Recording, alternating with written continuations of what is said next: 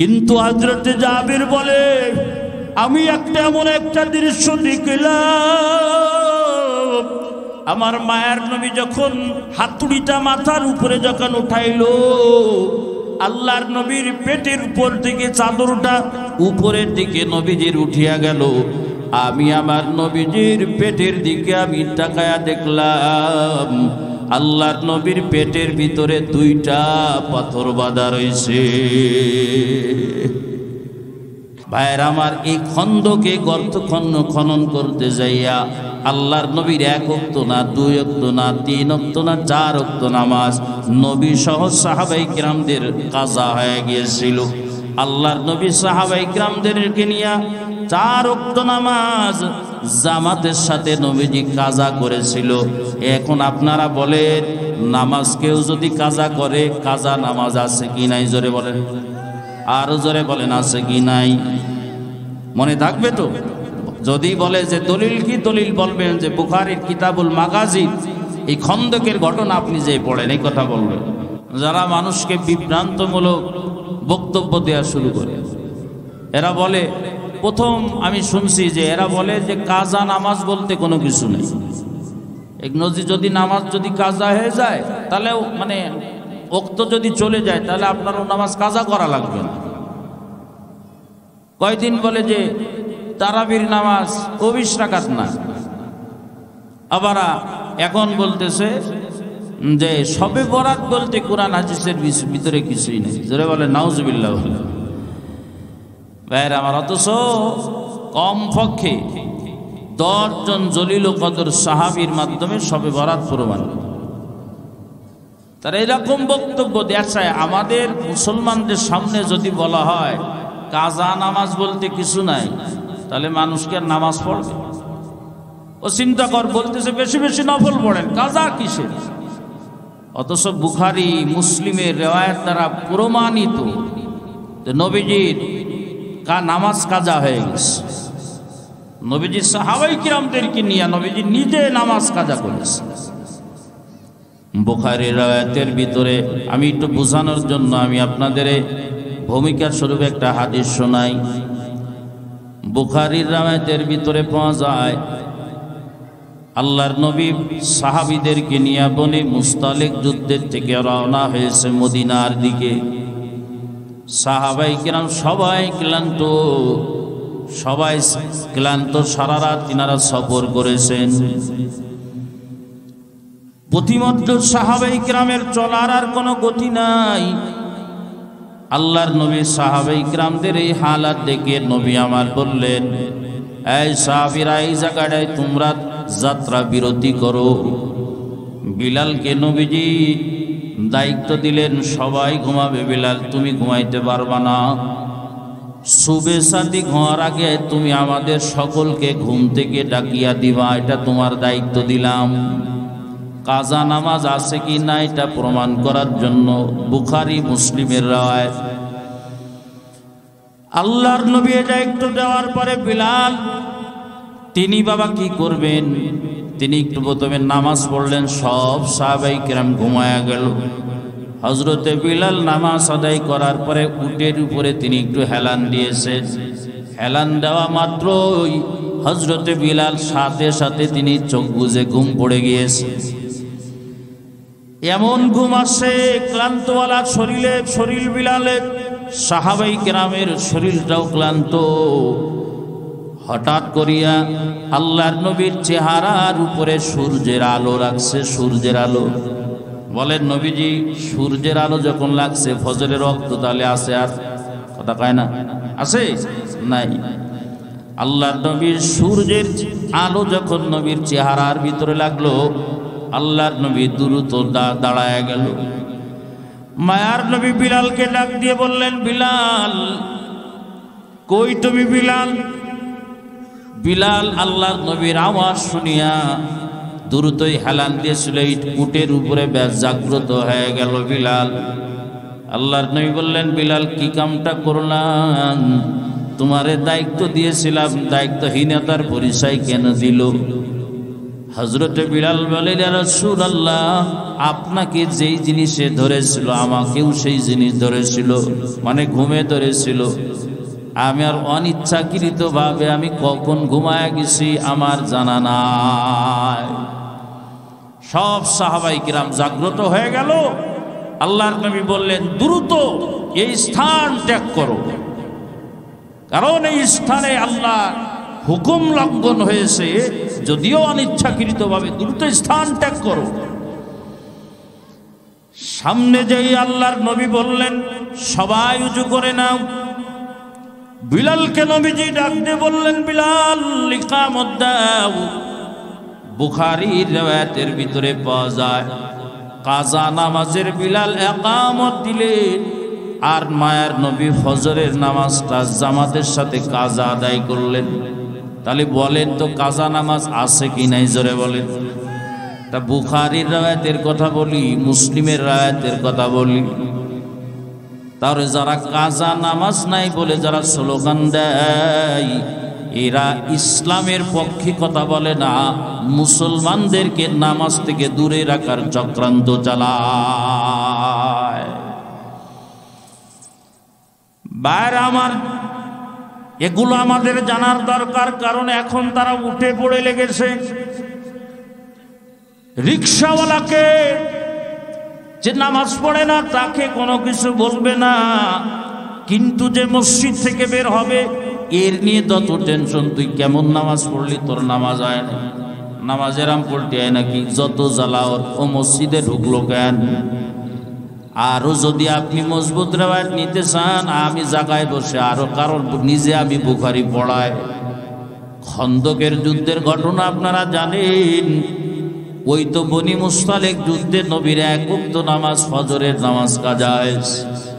আর খন্দকের যুদ্ধের আমার নবীজি 4 ওয়াক্ত নামাজ কাজা হয়েছে। কয় ওয়াক্ত ধরে বলেন? 4 ওয়াক্ত কাজা হয়েছে।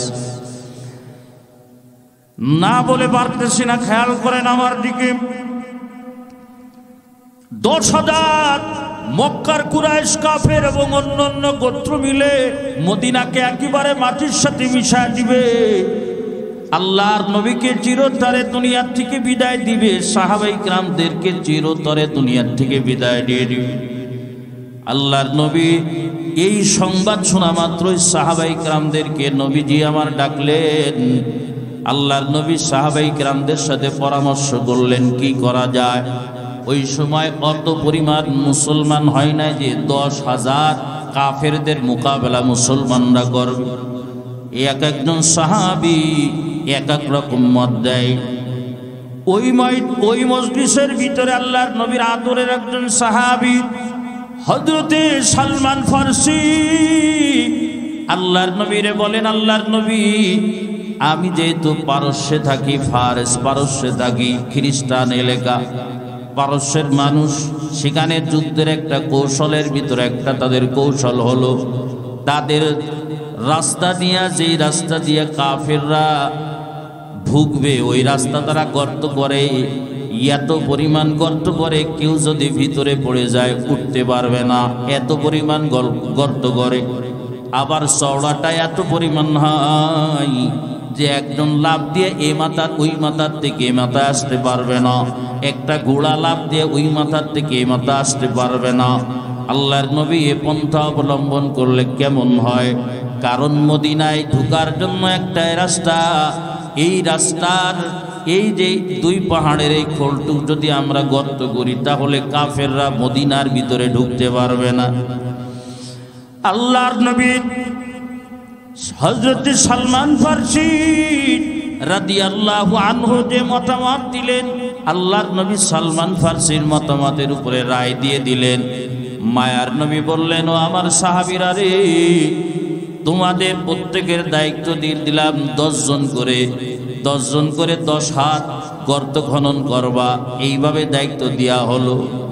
এরে আল্লাহর বান্দা, সময় সংক্ষিপ্ত, দ্রুত কাম করা লাগবে। ভাইরা আমার, সাহাবায়ে কিরাম পেটে পাথর বাঁধিয়া আমাদের এই জমিনের মতন তাদের জমিনটা না রে বাবা, তাদের জমিন যারা মক্কায় গিয়েছেন, মদিনায় গিয়েছেন, পুরো পাথরে জমিন খনন করা অত সোজা ব্যাপার না। ইসলামকে রক্ষা করার জন্য সাহাবায়ে কিরাম সংসারের কথা তারা চিন্তা করে নাই, বিবির কথা, ছেলের কথা, মেয়ের কথা, মার কথা, বাপের কথা চিন্তা করে নাই।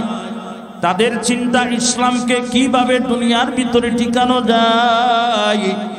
পেটে পাথর বাঁধিয়া খন্দক গর্ত খনন করতেছে পাহাড়ের মাঝখান দিয়া।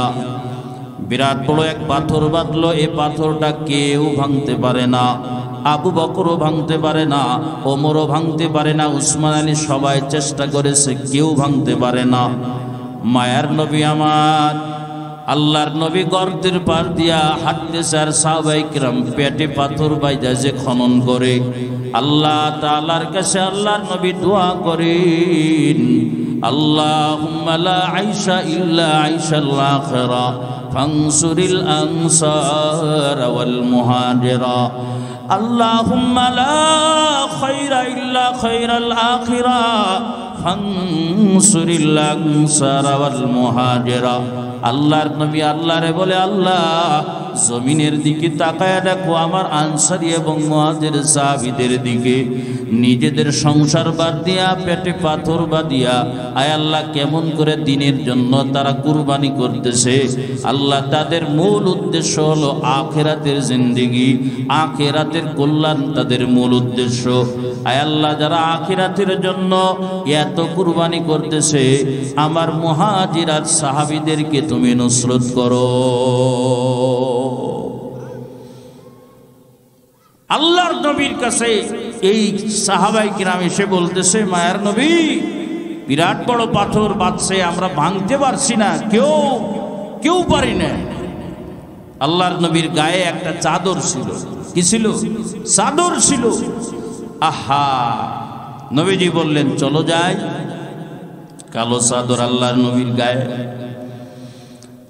আল্লাহর নবী সাহাবীদেরকে বললেন, পাথর ভাঙা হাতুড়ি আমার হাতে দাও, পাথর ভাঙা হাতুড়ি আমার কাছে দাও। তার আগে আমি আপনাদের বলি, বুখারীর হাসিয়ার ভিতরে লেখা হয়, একজন নবীর দৈহিক শক্তি কত আপনারা জানেন? একজন নবীর দৈহিক শক্তি হলো জান্নাতি 99 জন যুবকের যে শক্তি, একজন নবীর আল্লাহ পাক দৈহিক শক্তি অত দান করেছে। সুবহানাল্লাহ জোরে বলে। আর একজন জান্নাতি একজন যুবকের কেমন শক্তি জানেন? কয় দুনিয়ার ভিতরে সব থেকে শক্তিশালী 99 যুবকের যে শক্তি হয়, একজন জান্নাতি যুবকের সে শক্তি হয়।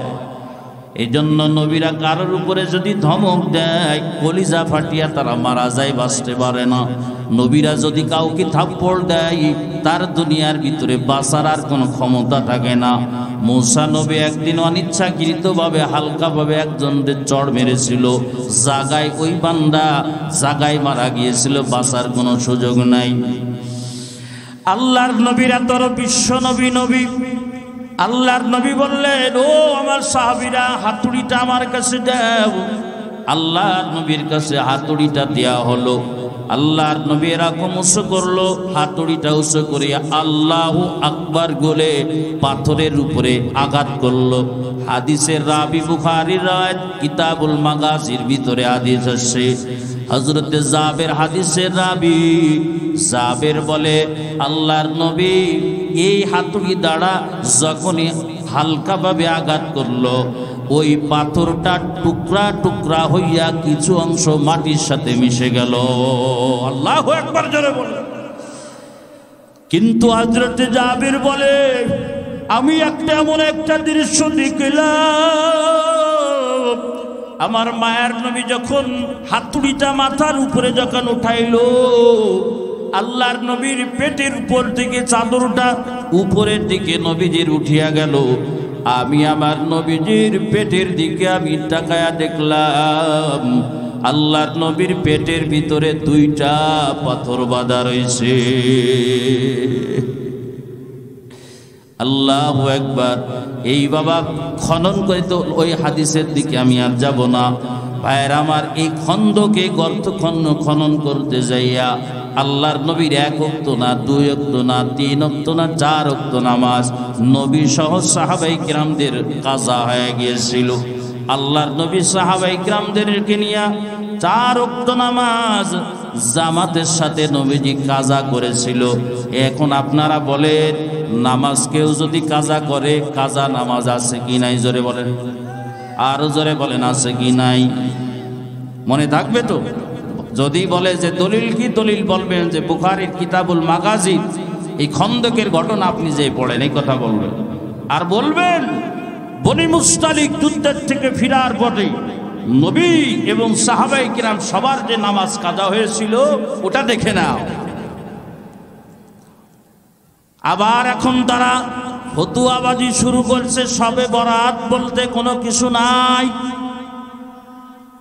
শবে বরাত বলতে কোনো কিছু নাই। আল্লাহ পাক বলেন, হামিম ওয়াল কিতাবিল মুবিন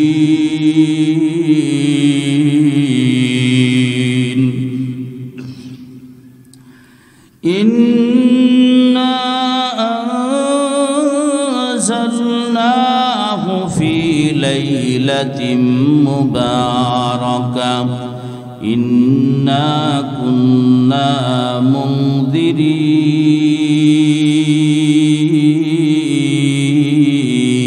জোরে বলেন আল্লাহু আকবার বলেন। আল্লাহ বলেন, ফি লাইলাতিন মুবারাকাহ, মুবারকপূর্ণ একটা রাতে আমি আল্লাহ পাক কোরআনকে নাজিল করার সিদ্ধান্ত নিলাম।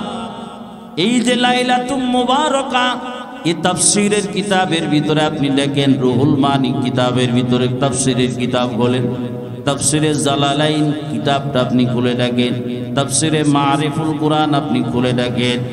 জলিল কাদর একজন তাবী হযরত ইকরামা রাদিয়াল্লাহু তাআলা আনহু তিনি বলেন, লাইলাতুল মুবারাকা দ্বারা উদ্দেশ্য লাইলাতুন নিসফে মিন শাবান। ইনি হলো তাবী।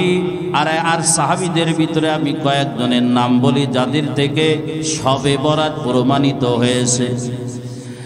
1 নম্বর আল্লাহর নবীর জামাই আলী রাদিয়াল্লাহু তাআলা আনহু থেকে শবে বরাতের হাদিস প্রমাণিত। 2 নম্বর আল্লাহর নবীর প্রিয়তমা স্ত্রী আম্মা জান আয়েশা রাদিয়াল্লাহু আনহা থেকে শবে বরাতের হাদিস প্রমাণিত। 3 নম্বর হযরতে আবু হুরায়রা রাদিয়াল্লাহু আনহু থেকে হাদিস প্রমাণিত। 4 নম্বর আনাস ইবনে মালিক রাদিয়াল্লাহু আনহু থেকে হাদিস প্রমাণিত। 5 নম্বর হযরতে যায়েদ বিন আরকাম রাদিয়াল্লাহু তাআলা আনহু সহ এমন 10 জন সাহাবী। আল্লাহর নবীর একজন সাহাবী যদি একটা বক্তব্য দেয়, শরীয়ত প্রমাণ হওয়ার জন্য আর কারোর দরকার লাগে না। কথা বলেন ঠিক কিনা? জোরে বলেন। আল্লাহর নবী বলেন, আস-সাহাবাতু কুল্লুহুম আদুল, আমার সব সাহাবায়ে কিরাম হলো আদিলওয়ালা, তারা মিথ্যাবাদী না। আল্লাহর নবী সাহাবায়ে কিরামদের ব্যাপারে বলেন, আসহাবি কান্নুজুম, আমার সাহাবায়ে কিরামের দৃষ্টান্ত হলো আকাশে তারকার নাই। বিআইহিম ইহতাদাইতু, আমার এই আকাশের তারকার সমপরিমাণ বা সমতুল্য একজন সাহাবী, যাকে তুমি যদি অনুসরণ করো চোখ বুজে তুমি হেদায়েত পাইয়া আল্লাহর জান্নাতে যাইতে পারবা। আল্লাহু আকবার জোরে বল। এরকম 10 জন জলিল কদর সাহাবীর থেকে শবে বরাত অর্থাৎ লাইলাতুন নিসফে মিন শাবান প্রমাণিত। সুতরাং শুধুমাত্র টিভির কথা শুনলে হবে না, বড় বড় উলামায়ে কিরাম এটা প্রমাণ। শায়েখ আহমদুল্লাহ ওনার অশ্বনেন, শায়েখ আহমদুল্লাহ এখন তো বাংলাদেশের ভিতরে একজন ভাইরাল এবং উল্লেখযোগ্য যুবক, ইয়াং জেনারেশন তিনাকে অনুসরণ করে, তিনার বক্তব্য শোনে। বাইতুল মুকাররমের বর্তমান যিনি খতিব আল্লামা আব্দুল মালিক সাহেব হুজুর, তিনার বক্তব্য শোনেন। আমাদের শায়েখ ফয়জুল করিম দামাত বরকাতুল আলিয়া শাইখ চরমনা ওনার বক্তব্য শোনেন। ইনি সহ জলিল কদর সাহাবী, এই উল্লেখযোগ্য যারা আছেন বাংলাদেশের ভিতরে, ইনাদের বক্তব্য শোনেন। নামদারি কয়েকজন শুধু বলে, দের প্রমাণ নাই। ভাইরা আমার, তাহলে এখন আমাদের আলোচনার দরকার। প্রমাণ করলাম যে শবে বরাত আছে কিনা, এটা আগে জবান দিয়ে বলেন। জোরে বলেন, আছে কি নাই? কে কে আছে শবে বরাতের পক্ষে? হাত তোলেন, আল্লাহকে দেখান। জোরে বলেন লিল্লাহে তাকবীর। আখেরি জামানা তো কত রকম বক্তব্য আসবে, আমরা চিন্তা করব যাব কই, হুজুরদের কত রকম কত কথা। কিছু কিছু মানুষ, তাদের কাছে কিন্তু রাস্তাঘাটে হুজুর লিবাস টুপি সব কিছু আছে, মাঝে মাঝে পকেটে বোম পাওয়া যায়। কথা বলেন ঠিক না? বলেন ওকে হুজুর না, হুজুরের বেশ ধরেছে। হুজুরদের বদনাম করানোর জন্য হুজুরদের বেশ ধরেছে, হুজুর না। একজন দাড়িওয়ালা, টুপিওয়ালা, লম্বা জামাওয়ালা যদি ভাই বিডিআরটা টানে, ওকে হুজুর না, হুজুরের বেশ ধরেছে। হুজুরের বেশ ধরেছে মানুষকে ধোঁকা দেওয়ার জন্য। হুজুর বিড়ি খায়, সব হুজুর খারাপ? না না না, একজনের খারাপের কারণে আপনি সবাইকে খারাপ বলতে পারেন না। একজনের বক্তব্য বিভ্রান্ত হওয়ার কারণে আপনি সবাইকে বলতে পারেন না যে সবাই বাতিল, কথা বলতে পারেন না। এবার আসেন আমরা হাদিসের ভিতরে আসি। আল্লাহর নবী বলেন, ক্বালান নবী সাল্লাল্লাহু আলাইহি ওয়াসাল্লাম, সবাই বলেন সাল্লাল্লাহু আলাইহি ওয়াসাল্লাম। আল্লাহর নবী বলেন, ভালো করে শুনিয়া নেন, ইদা কানাত লাইলাতুন নিসফি বিন শাবান। আল্লাহর নবী বলেন, শাবান মাসের যখন অর্ধেক হয়, অর্থাৎ এই যে আগামীকাল রাত যখন হবে, ইদা কানাত লাইলাতুন নিসফি মিন শাবান, আল্লাহর নবী বলেন, ফাকুমু লাইলাহা, এই রাত্রবেলা তুমি কাজে লাগাও। এই রাত্র তুমি গল্প গুজবে তুমি কাটাইয়া দিও না রে। এই রাত্র তুমি রে যুবক মোড়ে মোড়ে আড্ডা দিয়া এই রাত্র তুমি গল্প গুজবে কাটাইয়া দিও না। এই রাত্রে বন্ধুদের সাথে আড্ডা দিয়ে কাটাইয়া দিও না। এই রাত্রটা আড্ডা দিয়া দিয়া তুমি নষ্ট করিয়ে দিও না, বরং এই রাত্র আল্লাহর নবী বলেন, ফাকুমু লাইলাহা, এই রাত্রের ভিতরে তুমি আল্লাহর আদালতে দাঁড়ায় থাকো। তার মানে এই রাত্রবেলায় তুমি নামাজ পড়ো। কত রাত্র তোমার ঘুম হয় বাবা? আল্লাহর নবী বলেন, এই রাত্রবেলায় নামাজ পড়ো, এই রাত্রবেলায় তুমি আল্লাহর জিকির করো, এই রাত্রবেলায় তুমি আল্লাহর কাছে মুনাজাত করো, এই রাত্রবেলায় চোখের পানি ছাড়িয়া দেয়া কাঁদো, এই রাত্রবেলায় কোরআনুল কারীমের তেলাওয়াত করো। এই রাত্রবেলায় তোমার যদি মা দুনিয়ার ভিতরে যদি না থাকে রে বাবা, যাও তুমি তার কবরের পাশে যা দোয়া করে আছো। এই রাত্রবেলায় তোমার যদি আব্বা, তোমার দাদা দাদি, আপনজন যারা কবরবাসী হয়েছে, চলিয়া যাও তাদের কবরস্থানে, চলিয়া যাও তাদের কবরস্থানে যাইয়া তাদের জন্য জিয়ারত করে আসো, তাদের জন্য মাগফিরাতের দোয়া করে আসো। আল্লাহর নবী বলেন, ফাকুমু লাইলাহা, এই শবে বরাতের রাত্রে তোরা ঘুমাস না আমার উম্মত, আর তোরা ঘুমাস না, তোমরা ঘুমায় না। ওয়াসুমু ইয়াওমাহা, পরের বেলায় দিন যখন আসবে, দিনের বেলায় খাবার তোমরা খেও না। দিনের বেলায় নাস্তা করার দরকার নাই, দিনের বেলায় তুমি রোজার দ্বারা কাটায় দাও। আল্লাহর নবী বলেন, কেন রে বাবা তুমি এই রাত্রবেলায় জাগ্রত থাকবা? অন্য রাত্রে আমার মালিক আরশে আজিম ছাড়িয়া অন্য রাত্র আল্লাহ শেষ রাত্রবেলায় নিজের আরশে আজিম ছাড়িয়া শেষ আসমানে আসিয়া আল্লাহ পাক ডাকতে থাকেন শেষ রাত্রবেলায়। আর এই শবে বরাতের রাত্রে আল্লাহর নবী বলেন, আল্লাহ ওই শেষ রাত্রে আসে না। আল্লাহ তাআলা কখন আসেন?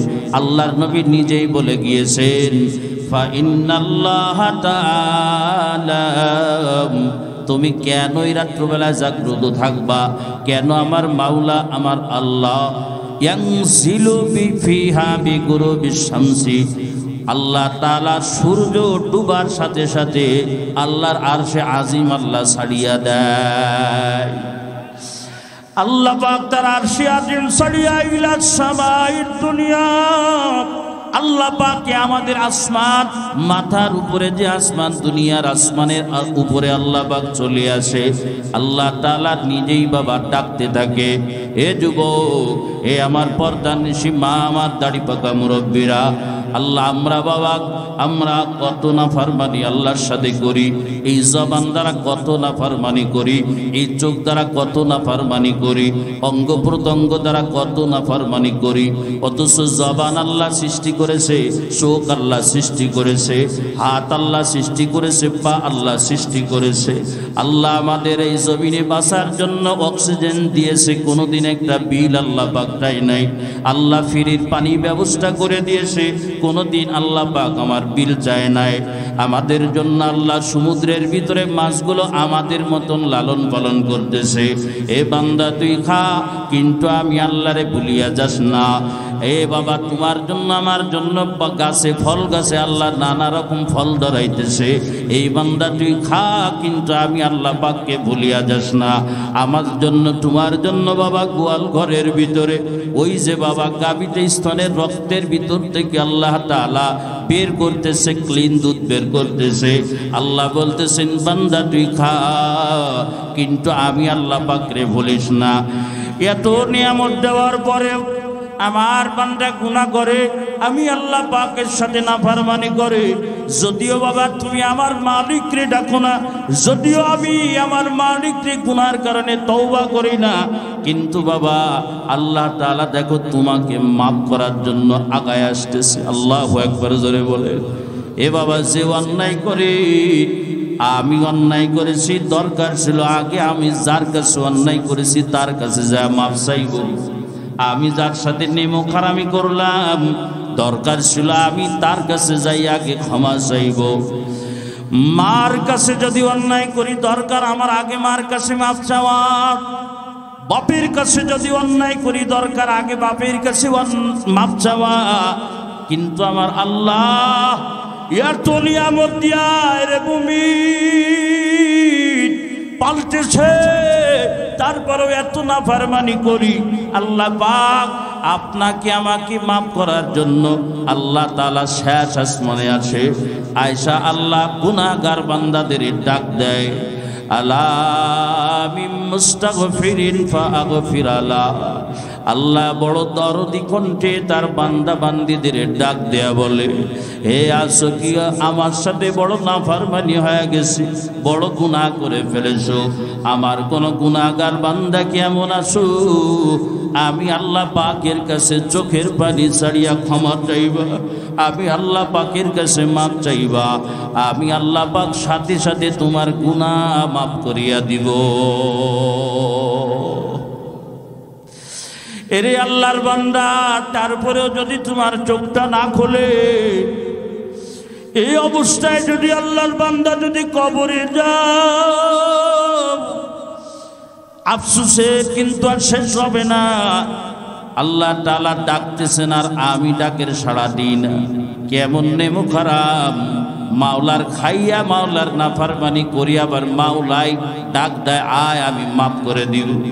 কিন্তু বাবা মাওলার ডাকে সাড়া না দিয়া ঘুমায়া থাকলাম, নাফরমানি করলাম, এটা তো আরো বড় অপরাধ। 2 নম্বর আল্লাহ পাক ডাকে, আলা মিন মুস্তারজিকিন ফারজুকালা। এ যুবক, তোমার চাকরি হয় না, আমার আল্লাহ তাআলা বলেন আমাকে ডাক, আমি আল্লাহ তাআলা তোর চাকরির ব্যবস্থা করিয়া দিব। এ আল্লাহর বান্দা, তোমার ব্যবসায় বরকত নাই, আল্লাহ বলেন আমার কাছে যা, আমি আল্লাহ তোর রিজিকের ফয়সালা করিয়া দিব। আমরা তো আগে দুনিয়াদারের কাছে ঘুরি, আমার চাকরি হয় না, মেম্বারের কাছে দৌড়াই, চেয়ারম্যানের কাছে দৌড়াই, এমপির কাছে দৌড়াই, মিনিস্টারের কাছে দৌড়াই। আর আমার আল্লাহ বলেন আমি থাকতে কার কাছে যাস? আমি হলো রাজ্জাক। এ বান্দা আয় আয়, আলা বিন মুস্তারজিকিন ফারজুকালা। আমি আল্লাহর কাছে রিজিক চা, তোর রিজিকের অভাব, চাকরি হয় না, টাকা পয়সার অভাব, ব্যবসা বাণিজ্যে বরকত হয় না, নানান পেরেশানির ভিতরে আসিস। এ বান্দা আমি আল্লাহর কাছে চা, আমি আল্লাহ তোরে রিজিক দান করব। আল্লাহু আকবার, জোরে বল। আল্লাহ পারেন না বাবা, পারেন না? এর সমুদ্রের দিকে তাকাও, যেই প্রাণীগুলো এক ওয়াক্তর খাবার, এক লোকমা তাদের, আমরা যদি 1 লক্ষ মানুষের যে খাবার, সমুদ্রের ভিতরে এত প্রাণী আল্লাহ বড় বড় লালন পালন করে, তাদের 1 লোকমা খাবার আমাদের 1 লক্ষ মানুষের খাবার। বলেন তো সমুদ্রের এই প্রাণীকে কে খাওয়ায়? জবানটা খুলে আল্লাহর নামটা বলেন, কে খাওয়ায়? আল্লাহ খাওয়ায়। কারণ তাদের আল্লাহর প্রতি আস্থা, তাদের আল্লাহর প্রতি বিশ্বাসও তেমন। আর আমাদের আল্লাহর প্রতি আস্থাও নাই। আমরা মনে করি বড় একটা ডিগ্রি অর্জন করেছি, ডিগ্রি অর্জনই আমাকে চাকরি দিয়ে ফেলবে। এই জন্য বড় বড় ডিগ্রিওয়ালারা আজকে রাস্তায় ঢাকায় দেখেন, ঢাকায় যায় দেখেন, এরা চাকরির নাম করে ঢাকায় যায়, যা রিক্সা এবং ভ্যান চালায়া খায়। কারণ আমার আল্লাহকে রাজ্জাক বলে এখনো বিশ্বাস করতে পারে নাই। তুমি কোনোদিন বিশ্বাস করবা না আমার এই হয়েছে, আমাকে এই বানায় দিবে। বানাইলে কে বানাইবে জোরে বলেন তো বাবা, আরো জোরে বলেন, কে বানাইবে? আল্লাহ বানাইবে। দুনিয়ার কেউ কাউকে রিজিক দিতে পারে না। বাইরে আমার আল্লাহ পাক বলেন, আলা মিন মুস্তারজিকিন ফারজুকানা। আল্লাহ বলেন, আমার আরিফপুরের এক মুসল্লির ঘটনা শোনা। হে যুবক, ডিগ্রির উপরে আস্থা না করি আমার আল্লাহর উপরে আস্থা করো, রিজিক আল্লাহর কাছে চাও।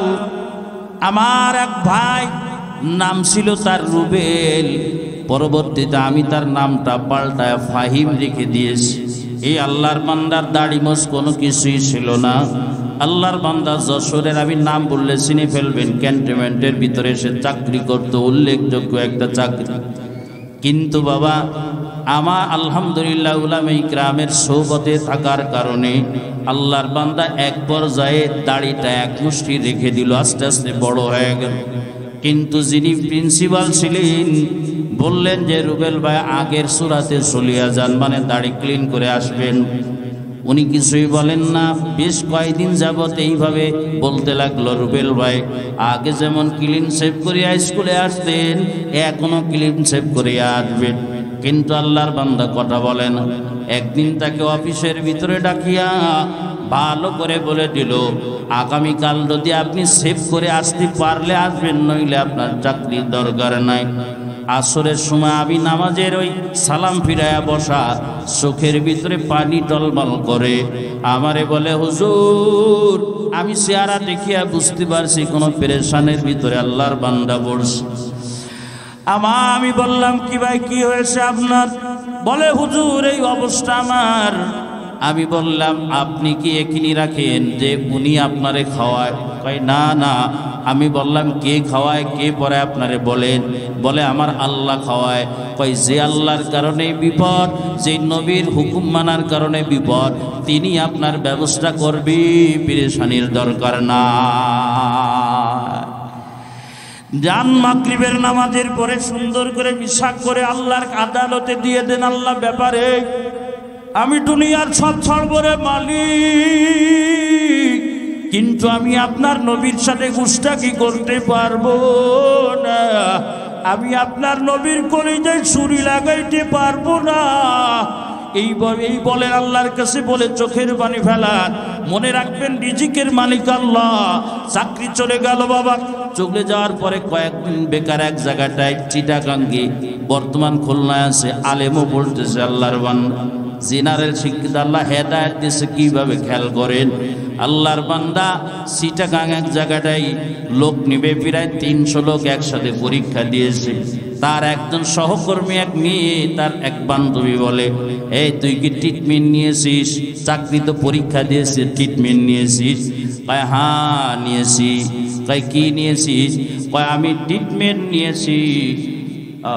আমি ট্রিটমেন্ট নিয়েছি হলো আমার আল্লাহর আদালতে 2 রাকাত নামাজ পড়িয়া ট্রিটমেন্ট নিয়েছি। আল্লাহু আকবার জোরে বলেন। এরে আল্লাহর বান্দা টাকা দেখ, এরে যুবক আজকে বেকার ঘোরো, কিন্তু আমার আল্লাহকে একটু বলো না, আল্লাহ আমি বেকার, তুমি আমার একটু চাকরির ব্যবস্থা করিয়া দাও। আল্লাহ রিজিকের বড় অভাব, আল্লাহ শুধু চায় আমার বান্দার আমি আল্লাহ পাকের কাছে চাক। এ দুনিয়ার একজন মানুষের কাছে একবার চাইবা কিছুই বলবে না, দুইবার চাইবা একটু নারাজ, তিনবার চাইবা দেখবা আরো নারাজ, চারবার চাইবা দেখবা খেপে যাবে তোমার উপরে। এত বেশি তোর দরকার কেন হয়? আর আমার দয়ার মালিক এমন মালিক, আমার আল্লাহর কাছে বান্দা যত চাইবা আমার আল্লাহ তোর উপরে তত খুশি হয়ে যাবে। আমার আল্লাহ শুধু বারবার বলে বান্দা আমি আল্লাহর কাছে চা, আমি আল্লাহ দিতে ভালোবাসি শুধু, আর আমি আল্লাহর কাছে যে চাইবে তাকেও আমি ভালোবাসি। সুবহানাল্লাহ জোরে বল। বাইরে আমার আল্লাহরে চেনো, তোমার রব রে চেনো রে মুমিন। এই যুবক বলতেছে হ্যাঁ আমি ট্রিটমেন্ট করেছি। কার কাছ থেকে? আল্লাহর কাছে। কি করি? একাই 2 রাকাত নামাজ আমি পড়েছি আমার আল্লাহর কাছে। এরে আল্লাহর বান্দা, ওই মেয়েটা তখন হাসি দেয়, ওই মেয়েটা তখন হাসি দেখে আচ্ছা আল্লাহর কাছে 2 রাকাত নামাজ পড়ছো? হ্যাঁ। তুই কি ট্রিটমেন্ট করছি? এমপি রে ধরেছি। তাহলে কি আল্লাহ থেকে এমপি বড় না? কথা বলেন না কেন আপনারা? ওর কাছে কে বড়? আল্লাহ থেকে। আর এমপি বড়। আর এর কাছে আমার আল্লাহ ছাড়া আর কোনো রাজ্জাক নাই, রিজিক দাতা নাই। আল্লাহ একবার জোরে। রেজাল্ট চলে আসলো আল্লাহর ফজলে। আলহামদুলিল্লাহ আমার ওই ফাহিম ভাই আলহামদুলিল্লাহ 3 জন না 4 জন লোক নিবে, তার নামটা 1ম নম্বর সিরিয়ালে চলে আসে। কদরে কদরতদারি বর কামাল আন্তা হাসবি আন্তা রাবিদুল জালাল তুহি কাদের দলিলুল্লাহ জাহাদার বদর হালে তুহি মেরা নিগাহদার। পারেন কে? জোরে বলেন, পারেন কে? কদরে কদরতদারি বর কামাল আন্তা হাসবি আন্তা রাবিদুল জালাল তুহি কাদের দলিলুল্লাহ জাহাদার বদর হালে তুহি মেরা নিগাহদার। এর যুবক, দুনিয়ার এমপি চিনলি আমার মালিকরে চিনলি না, দুনিয়ার ম্যাজিস্ট্রেট চিনলি আমার আল্লাহরে চিনলি না, দুনিয়ার চেয়ারম্যানদের চিনলি তুই আমার আল্লাহরে চিনলি না, দুনিয়ার ডিসিরে চিনলি কিন্তু আমার আল্লাহরে চিনলি না। আমরা তো মুসলমান, কই মুসলমানিয়ে তো আছে। আল্লাহ তো শেষ আসমানে এসে ডাক দেয় আলামিম মুস্তারজিকিন ফাআরজুকালা। আল্লাহর কথা সত্য না মিথ্যা? কেউ যদি চাওয়ার মতন চাইতে পারে আল্লাহ তাকে ফিরাবে? কোনোদিন ফিরাবে না। চাওয়ার মতন যদি চায় আল্লাহ কোনোদিন তাকে ফিরাবে না। এটা কি? আলামিম মুবতালান ফাওয়াফিয়া। 3 নম্বর আল্লাহ বলেন বড় বড় রোগে আক্রান্ত, কত হাসপাতালে গেলি কিন্তু আমি আল্লাহর কাছে চাইলি না আল্লাহ রোগে আক্রান্ত আমারে মাফ করে দেও, আল্লাহ আমারে শেফা দেও। সুস্থতার মালিক কি? আরে জোরে আওয়াজ দিয়ে আল্লাহর নামটা বলেন তো। কে জবান দিয়েছে? কে জবান দিয়েছে? এই জবান আল্লাহ দান করেছেন রে বাবা। মায়ের গর্ভের ভিতরে ছিলাম, আল্লাহ জবানে নাপাক রক্ত লাগতে দেয় না। আল্লাহ তোমার আমার খাবার খাওয়াইছি, মায়ের নাভির সাথে তোমার আমার নাভিকে ফিট করায় দিল, কিন্তু আল্লাহ নাপাক রক্ত জবানে আল্লাহ লাগতে দেয় নাই। মুহাদ্দিসিনে কিরাম বলেন আল্লাহ ওই জবানে নাপাক রক্ত কেন লাগতে দেয় নাই? কারণ আল্লাহ পাক এই জবানটা বানাইছে আমার বান্দা জমিনের ভিতরে আমি আল্লাহর নামটা জপবে, আমার বান্দা জমিনের ভিতরে সুবহানাল্লাহ বলবে, আমার বান্দা জমিনের ভিতরে আল্লাহু আকবার বলবে, আমার বান্দা জমিনের ভিতরে লা ইলাহা ইল্লাল্লাহ জপবে, আমার বান্দা জমিনের ভিতরে কুরআনুল কারীমের তেলাওয়াত করবে। বলেন আল্লাহর নামটা পাক না নাপাক? জোরে বলেন। তাহলে যে জবান দ্বারা আল্লাহর নাম জপবে আল্লাহ ওই জবানে নাপাক লাগতে দেয় নাই। এই জন্য জবান আল্লাহ দিয়েছেন আল্লাহর নাম করার জন্য। আজকে আল্লাহর নাম জপতে জপতে যদি তোমার গলা যদি ভাঙ্গিয়া যায়, রাত্রবেলায় যদি মালাকুল মউত যদি আসে, আমি আপনারে বলে দিলাম, আল্লাহরে বলবেন গত রাত্রে তোমারে ডাকতে ডাকতে গলা ভেঙ্গা গিয়েছে, আল্লাহ তোমার কাছে কোনো হিসাব না নিয়া আল্লাহ জান্নাতে পাঠায় দেবে। আর যদি আমার ভাইয়ের চরিত্র हकीकत से तो दुनिया बेखबर है, दुनिया की नुमाइश पर नजर है। नमी गोयम के अज दुनिया जुदा बाश, बहर कारी के बाशी बखुदावास।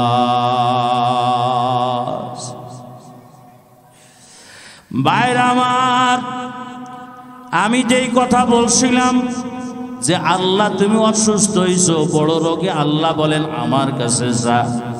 আমাদের বাংলাদেশের এক আল্লাহর বান্দার ঘটনা আমি আপনাদের শোনাই। অবশ্য আমি ঘটনাটা শুনছি আমাদের বক্তার লাইনের উল্লেখযোগ্য একজন বুজুর্গ আল্লামা খালেদ সাইফুল্লাহ আইয়ুবী দামাত বরকাতুহুল্লাহ আলিয়ার জবান দ্বারা আমি শুনেছি। আইয়ুবী সাহেবের নাম শুনছেন আপনারা? বাংলাদেশের উল্লেখযোগ্য বক্তাদের ভিতরে কয়েক নম্বরে আছে। বড় একজন বুজুর্গ, বড় একজন ওলি আল্লাহ মানুষ। উনার একটা ঘটনা বলি আপনাদের। হুজুরের এক মুসল্লি ক্যান্সারে আক্রান্ত। ক্যান্সারে আক্রান্ত যদি হয় ট্রিটমেন্টের বাঁচার সম্ভাবনা থাকে না। লক্ষ লক্ষ টাকা, কোটি কোটি টাকা খরচ করেছে, বড় শিল্পপতি মানুষ। হুজুরের কাছে আসছে, বলে হুজুর দুনিয়ার ভিতরে মনে হয় আর বেশি দিন হায়াত আল্লাহ রাখেন, মনে হয় বিদায় হয়ে যাইতে হবে হুজুর। হুজুর মেহেরবানি করে আমার জন্য একটু দোয়া করেন আপনি। হুজুর বলেন দুনিয়ার সব ডাক্তার ডক্টর কবিরাজ সব তো আপনার শেষ হয়ে গেল, লাস্টে আমি একটা ঠিকানা দিই, যান এটা একটু ট্রিটমেন্ট করে দেখেন, ফয়সালা আপনার কি হয় একটু জানাবে। ভাইর আমার, কি ট্রিটমেন্ট বলেন? আল্লাহ তাআলা মক্কা নগরীতে আল্লাহ পাক জমজমের পানি রাখছে। এই জমজমের পানি পান করার সময় পড়তে হয় আল্লাহুম্মা ইন্নী আসআলুকা ইলমান নাফিয়া, হ্যাঁ, ওয়া রিজকান ওয়াসিয়া, সম্ভবত ওয়া শিফা মিন কুল্লি দা। আয় আল্লাহ আপনি আমারে উপকারী ইলম দান করেন। আয় আল্লাহ আপনি আমাকে হালাল প্রশস্ত রিজিক দান করে। আয় আল্লাহ এই পানির বরকতে আমার দেহের ভিতরে যত বালা মুসিবত রোগ জমা হয়ে আছে, আল্লাহ তুমি আমার রোগগুলো এই পানির মাধ্যমে ঝরায়া দাও। ট্রিটমেন্টটা প্রেসক্রিপশনটা কার জোরে বলে? হ্যাঁ, প্রেসক্রিপশন কার? মদিনাওয়ালা। প্রেসক্রিপশন কার জোরে বলে? মদিনাওয়ালা। দুনিয়ার কত বড় বড় ডাক্তার, দুনিয়ার কত বড় বড় ডাক্তারের প্রেসক্রিপশন অনুযায়ী ওষুধ খাইলে আমি আপনাকে মদিনাওয়ালার প্রেসক্রিপশন দিয়ে দিলাম। যান মদিনাওয়ালার প্রেসক্রিপশন নিয়া বাইতুল্লাহকে সামনে রাখিয়া আল্লাহর এই জমজমের পানি লইয়া একটু আপনি খান, আর চোখের পানি ছাড়া একটু কান্না করে আসে। দেখেন আল্লাহ কি করে, জানা নাই কি হবে, একটু যায় দেখতে পারে। ওইবারই আল্লাহর বান্দা হজের ওই সময় মৌসুম চলছে, টিকিট ভিসা লাগায়া দিল। আল্লাহর বান্দা চলিয়া গেল। খালেদ সাইফুল্লাহ আইয়ুবী দামাত বরকাতুহুল্লাহ আলিয়ার জবান দ্বারা আমার নিজে শোনা। হযরত বলেন ওই আল্লাহর বান্দা আবে যাই তো জীবন সে মনে করছে আমি তো আর বাঁচবো না। বাঁচানোর মালিককে জোরে বলে, জোরে বলেন, বাঁচানোর মালিককে আল্লাহ। ওই আল্লাহর বান্দা এই জমজমের পানি হাতে লইয়া আবেগ ভরিয়া চোখের পানি ছাড়িয়া যখন কান্না করিয়া বাইতুল্লাহকে সামনে রাখিয়া পান করেছে। আলহামদুলিল্লাহ, আলহামদুলিল্লাহ, আলহামদুলিল্লাহ। ক্যান্সার ওই পানির সাথে আল্লাহ পাক জড়ায়া দিয়েছে। আল্লাহ পারে কিনা জোরে বলে, ইকিনি রাখতে হবে। আল্লাহর উপরে আস্থা রাখতে হবে, ভরসা রাখতে হবে যে আল্লাহ যিনি রোগ দিয়েছে তিনি আবার আমাকে রোগ থেকে মুক্তি দান করতে পারেন। এ ভরসা আমাদের রাখা লাগবে, তারপরে চাইতে হবে। বাইরা আমার, আল্লাহ পাক বলেন আল্লাহর নবী বলেন আমি আল্লাহ তোর অসুস্থ, আমি আল্লাহর কাছে শিফা চা, আমি আল্লাহ পাক তোকে শেফা দান করব, আমার কাছে চা। এইভাবে আল্লাহ ডাকতে থাকেন আলা কাদা আলা কাদা আলা কাদা হাত্তা ইয়াতলু আল ফজর, ফজর উদিত হওয়া পর্যন্ত আমার আল্লাহ বান্দা বান্দীদের ডাকতে থাকে। বাইরে আমার লক্ষ্য করেন রে বাবা, 2 নম্বর, তাহলে আমরা 1 নম্বর পাইলাম। আমরা এই হাদিস দ্বারা 2টো আমল পাইলাম। কয়টা আমল? এই হাদিস দ্বারা কয়টা আমল পাইলাম? 1 নম্বর কি মনে নাই? 1 নম্বর বললাম আল্লাহর নবী বলেন লাইলাতুন নিসফি মিন শাবান যখন আসবে রাত্র কি করতে হবে? ইবাদত করতে হবে। কি করতে হবে? ইবাদত করতে হবে। আল্লাহর ইবাদতের একটু ভাঙ্গিয়া দিই, কি কি ইবাদত করবেন আপনারে বলি। জিবরিল আমিন আলাইহিস সালাতু ওয়াস সালাম একদিন লাইলাতুন নিসফি মিন শাবানে আল্লাহর নবীর কাছে হাজির। আমার নবীজিকে বললেন, ওগো আল্লাহর নবী, আসমানের দিকে, রাতের অন্ধকার, বলেন আসমানের দিকে আপনি তাকান। আল্লাহর নবী আসমানের দিকে তাকালেন। আল্লাহর নবী আসমানের দিকে তাকায়া আল্লাহর নবী দেখলেন আসমানের জান্নাতের 8টা দরজা, 8টা দরজায় খুলিয়া দেয়া হয়েছে। আল্লাহর নবী বললেন, কেন আজকে এমন করা হলো কেন? কয় আপনি জানেন না আজকের রাত হলো লাইলাতুন নিসফি মিন শাবানের রাত, অর্থাৎ শবে বরাতের রাত। আল্লাহর নবী বললেন ওই জান্নাতের গেট থেকে এক ফেরেশতা ডাকতেছে, আজকে ওই বান্দা বড় সৌভাগ্যবান, সেই বান্দা রুকুরত অবস্থায় আজকে রাত কাটাবে।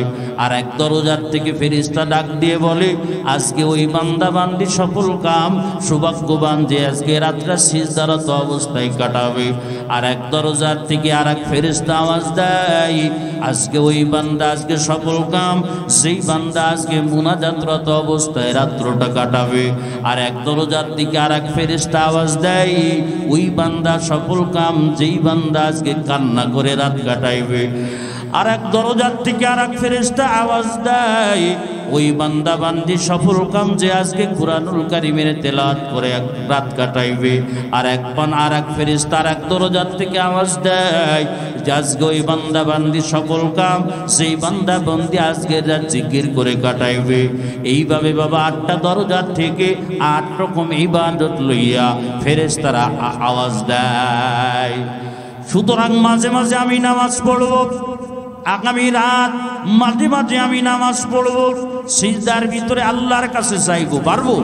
সিজদার ভিতরে আল্লাহকে বলবো, রে মালিক, গুনাহ হয়ে গেছে, আল্লাহ মাফ করে দাও। মনে যত যন্ত্রণা আল্লাহর কাছে খুলে বলবো, এরে আল্লাহর বান্দা গুনাহ হয়ে গেছে, আল্লাহরে বলবো। রিজিকের অভাব আল্লাহরে সিজদার ভিতরে বলবো। মাঝে মাঝে দোয়া করব, মাঝে মাঝে কান্নাকাটি করব, মাঝে মাঝে আল্লাহর জিকির করব। আল্লাহ আল্লাহ আল্লাহকে মোহাব্বত করে ডাকবো। সুবহানাল্লাহ, আলহামদুলিল্লাহ, আল্লাহু আকবার, লা ইলাহা ইল্লাল্লাহ। মাঝে মাঝে কুরআনুল কারীমের তেলাওয়াত করব, মাঝে মাঝে এইভাবে এক এক প্রকার ইবাদত আমরা করতে থাকবো। আল্লাহর নবী জিবরাইলকে ডাকতে বলেন, এরে জিবরাইল, এটা কতক্ষণ পর্যন্ত এই দরজা খোলা থাকবে? জিবরিল আমিন আলাইহিস সালাম বললেন, ওগো মায়ার নবী, এটা শুবে সাদিক পর্যন্ত দরজাটা খোলা থাকবে। আল্লাহর নবীরে বললেন, ওগো নবীজি, আজকে আল্লাহ পাক এই রাত্রবেলায় এত পরিমাণ জাহান্নামীকে আল্লাহ মাফ করে দিয়া আল্লাহ তাদেরকে জান্নাত দান করবে। বনু কাল গোত্রের যত ছাগল আছে, ছাগলের যত পশম আছে, ওই পশম পরিমাণ মানুষদেরকে আল্লাহ আজকে মাফ করে জান্নাত দান করবে। আরবের ভিতরে প্রায় সকল গোত্রে ছাগল পালন করত। বিশেষভাবে কোনো কাল গোত্রের ছাগল বেশি ছিল, এক একজনের প্রায় 20,000 করে কমপক্ষে ছাগল থাকত। আসলে এখানে পশম দ্বারা উদ্দেশ্য পশম পরিমাণ না, এখানে উদ্দেশ্য হলো আধিক্যতা কাসরাত বোঝানো উদ্দেশ্য। অর্থাৎ আমার নবী বলে আল্লাহ অসংখ্য অগণিত আজকের রাত্রে জাহান্নামীদেরকে মাফ করিয়া জান্নাত আল্লাহ দান করবে। এই রাত্রবেলায় বাবা কবরবাসীর টাকায়া থাকে, এই জমিনের ভিতরে যার মা নাই, তার সন্তানের দিকে ওই মা তাকায়া থাকে। এ জমিনের ভিতরে যার বাপ নাই, বাপ সন্তানের দিকে তাকায়া থাকে। এই জমিনের ভিতরে যাদের দাদা নাই, দাদি নাই, আপনজন যারা ঘুমায়, তারা ওই জমিনবাসীদের দিকে তাকায়া থাকে। আমার কোন বান্দা আমার জন্য একটু সদকা করবে, আমার জন্য একটু কুরআনুল কারীমের তেলাওয়াত করিয়া আমি মার কবরে পৌঁছায়া দিবে, আমি দাদার কবরে পৌঁছায়া দিবে, আমি কিছু দান খয়রাত করবেন এই রাত্রবেলায়। ওই কবরবাসীরা এই দুনিয়ার আপনজনদের দিকে তাকায়া থাকে। এরে আল্লাহর বান্দা, দুটো আমল আমি এই হাদিস দ্বারা বললাম। এক নম্বর হলো রাত্রটা আমরা কাটাইব ক্রোনাজারি ইবাদতের মাধ্যমে।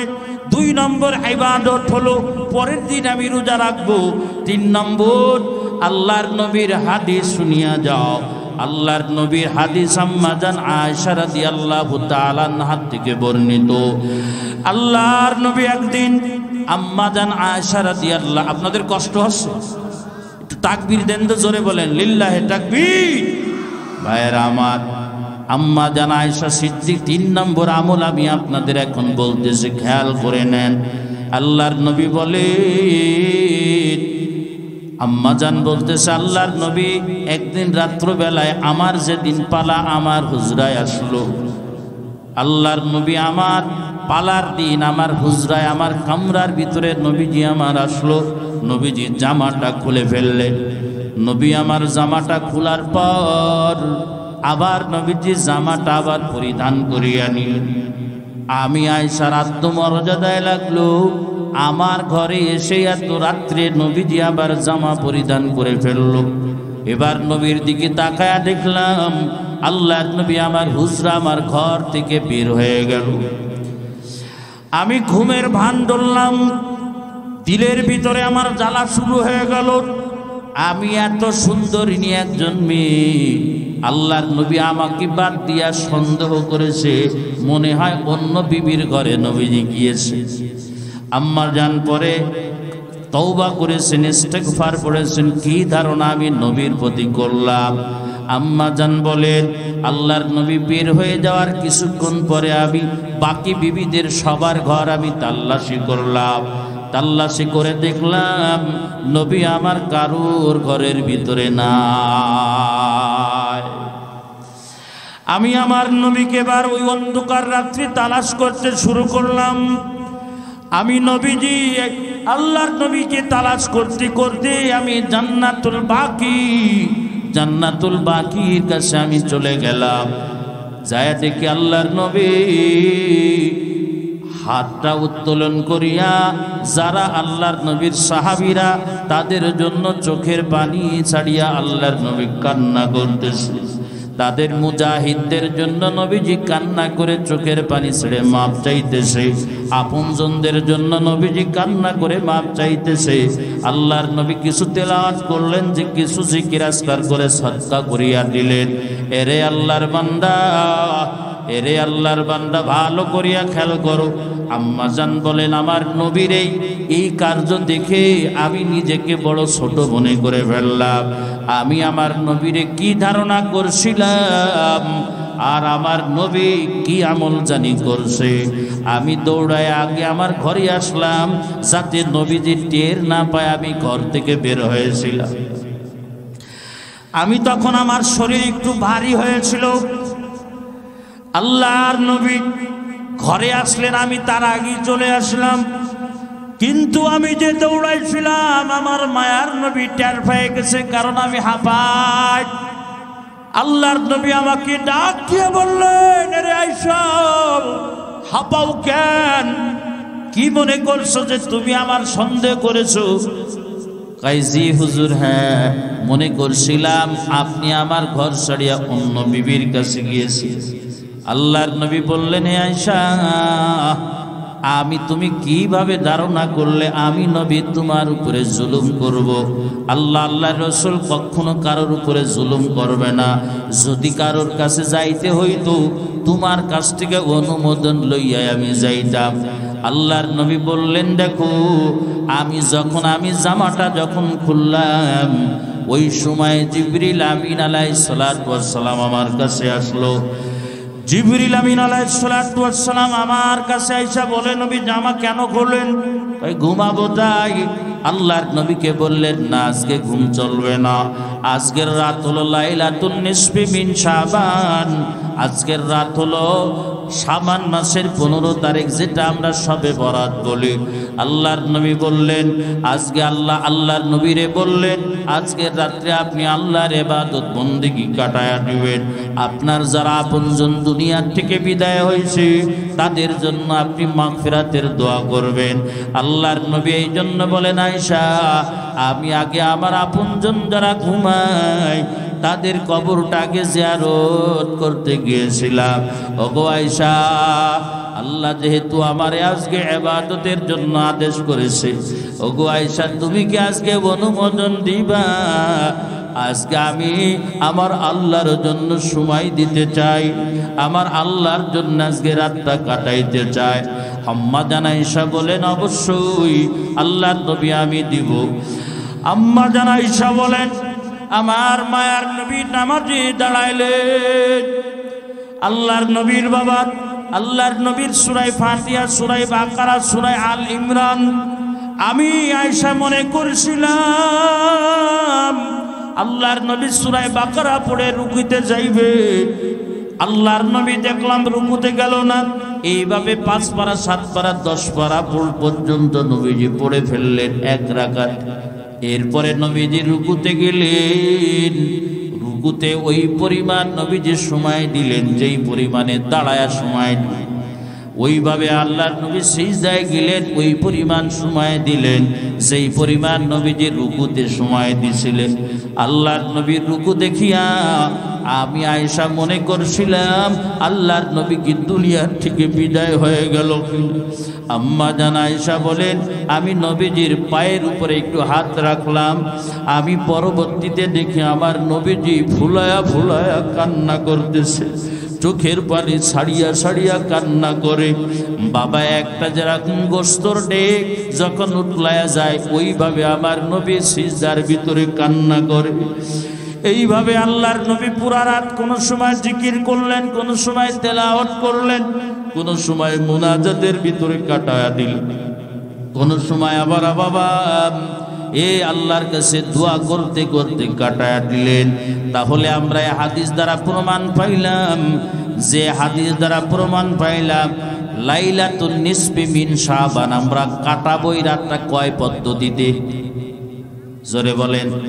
3 পদ্ধতিতে। কয় পদ্ধতি? জোরে বলেন, কয় পদ্ধতি মনে আছে তো? 1 নম্বর কি বলবো? যে রাত্রবেলা ইবাদত করব, বিভিন্ন প্রকার ইবাদত বন্দেগী করব। 2 নম্বর কি করব? জিয়ারত করব। আমাদের যারা আপনজন আছে, হ্যাঁ আপনজন নামে কি করব? কবর জিয়ারত করব। কথা বুঝে আসছে? 3 নম্বর হলো পরবর্তী দিন রোজা রাখবো। যুবক, আজকে দেখো কতদিন হয়ে গেল মার কবরের পাশে দাদা দাদি শুয়ে রয়েছে, তাদের কবরের পাশে যাও না, তাদের জন্য দোয়া করতে হবে। আল্লাহ পাক সংক্ষিপ্তভাবে যে কথা শোনালেন, আল্লাহ তাআলা আমাদেরকে আমল করার তৌফিক